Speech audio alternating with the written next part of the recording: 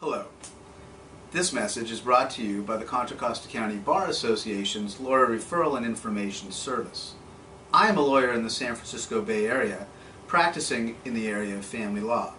I'm here to tell you about some common issues and decisions you may face if you are involved in a family law dispute. Many people are faced with tough decisions to make at difficult times in their lives.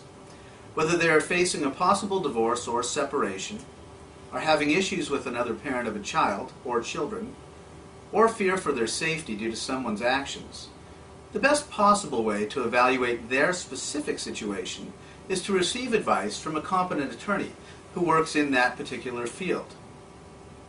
The Contra Costa County Bar Association's Lawyer Referral and Information Service provides a panel of pre-approved and highly qualified lawyers who do just that, provide information based on their knowledge of the law and the legal system, geared at helping individuals explore their rights and choose a path to pursue them.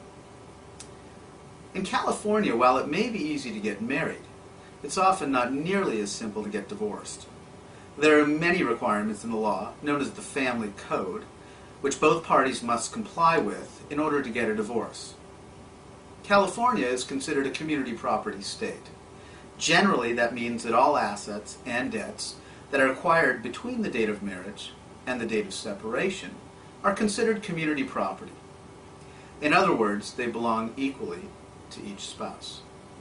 Generally excluded from this concept are gifts and inheritances of either party, assuming that party can prove with documentation the source of the gift or inheritance. Assets and debts that are commonly divided in a divorce proceeding include real estate, money and accounts, including investment accounts, contributions to retirement accounts made during the marriage, furniture, furnishings, vehicles, credit card debt, and other revolving debt.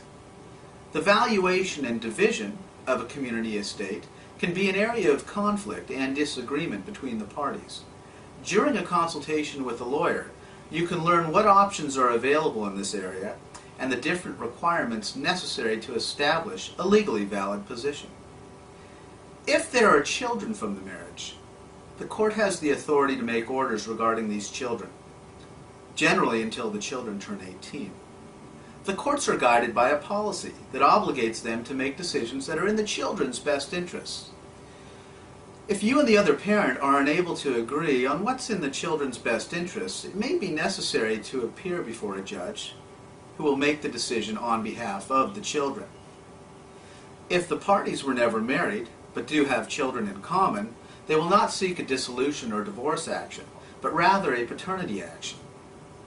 Once paternity is established, and if the parents are still unable to come to an agreement regarding what's in their children's best interest, the courts will still be guided by the same policy and make an order on behalf of the parents. Support is often an issue in a divorce proceeding.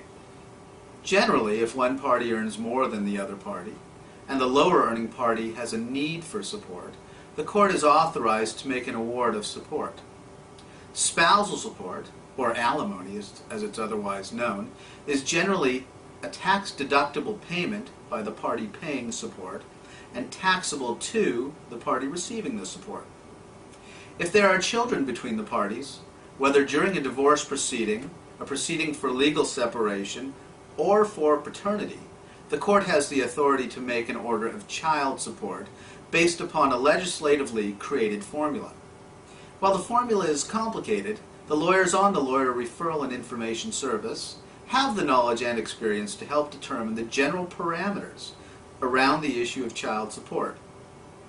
In addition to child support, the Family Code provides that the parents will typically share child care costs to allow either parent to work or go to school, as well as any out-of-pocket medical expenses incurred for the children. In certain cases, there may be a need to protect the safety of one party from another, whether the parties are married or not. The LRIS panelist lawyers can help individuals figure out whether their needs rise to the level of domestic violence as set forth in the Family Code, and can help them seek an order that appropriately protects them and potentially the children. Finally, if you've been served with court papers, you must act within certain time frames in order to protect your legal rights.